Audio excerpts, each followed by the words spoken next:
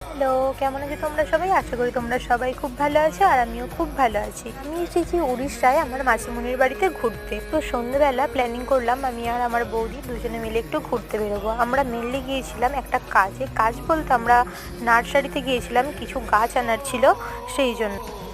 তো তোমরা দেখতে পাচ্ছ আমরা এখান থেকে অনেক কটা গাছ নিয়ে নিয়েছি। যে গাছগুলোর নাম আমি এখন তোমাদেরকে বলতে পারবো না, মানে আমি গাছগুলোর নাম জানিই না, কিছু কিছু জানি আবার কিছু কিছু জানি না, এরকম একটা অবস্থা। তো তারপর ওখানে গিয়ে মানে আমাদের শ্রীরামপুরের দিকে যেরকম মার্কেট আছে ওখানে তো আরো বেশি মার্কেট আছে, তো আমরা ওই মার্কেটগুলো একটুখানি ঘুরলাম।